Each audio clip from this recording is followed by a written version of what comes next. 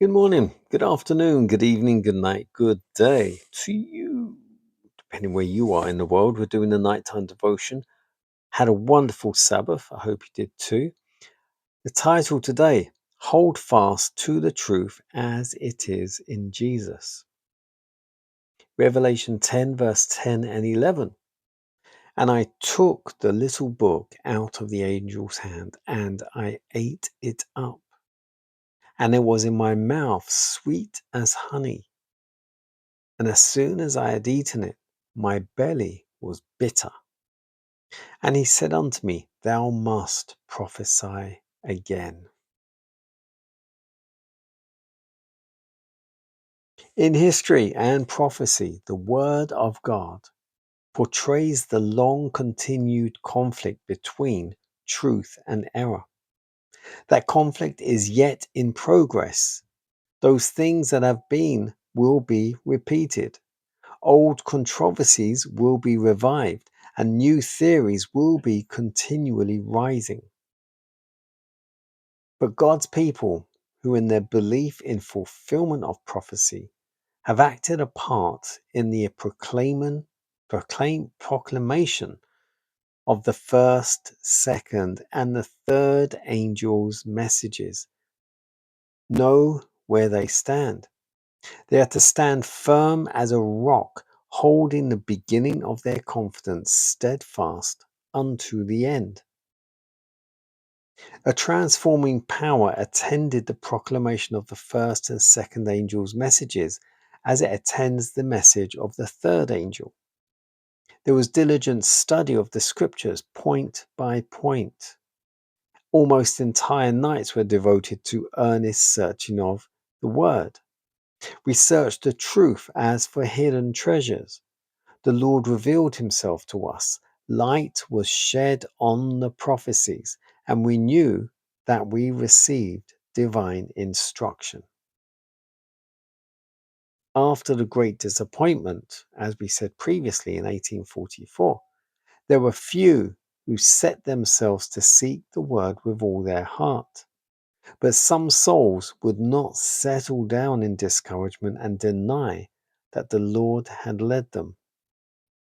To these, the truth was open point by point and entwined with their most hallowed recollections and sympathies. Truth was made to shine forth, beautiful in its simplicity, dignified with a power and invested with an assurance unknown before the disappointment. We could then proclaim the message in unity.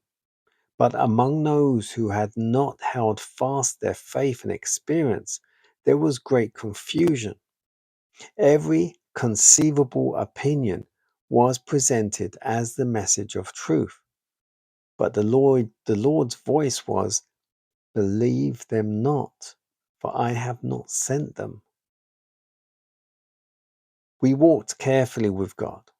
The message was to be given to the world, and we knew that this present light was the special gift of God. His disappointed ones, who were still seeking after truth, were led step by step to communicate to the world that which had been communicated to them. The work moved hard at first. Often the hearers rejected the message as unintelligible, and the conflict began in decided earnest, especially upon the Sabbath question. But the Lord manifested his presence. At times, the veil that concealed his glory from their eyes was drawn aside. We held him in the high and holy place.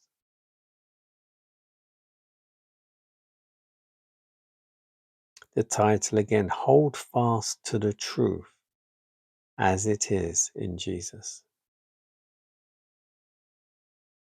So, as we know from the Bible, Jesus is the truth and the light.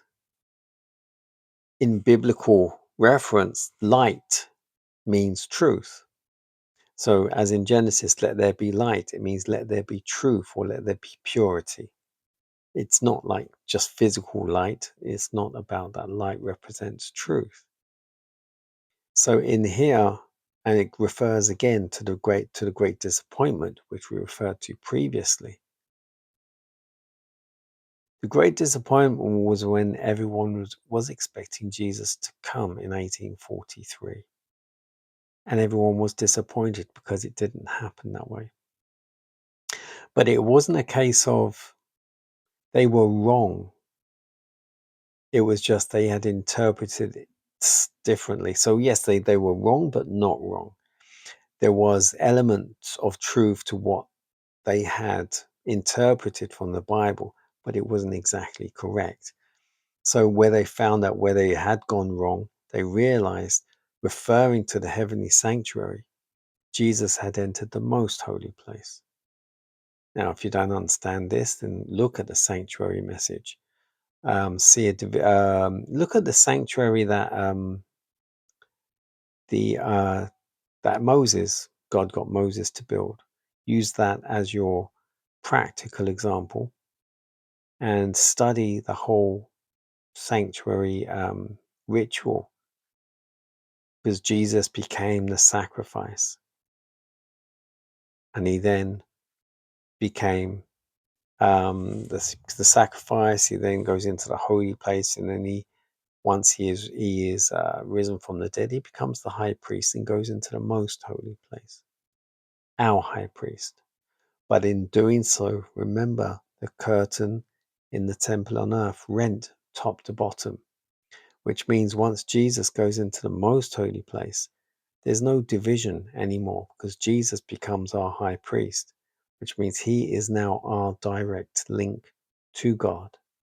So there's no division between the holy and most holy. Jesus is our division. If we don't go through Jesus, we can't get there. Pure and simple. I was thinking while reading this, if I should maybe read some, break it down a bit, and then carry on reading. Let me know what you think.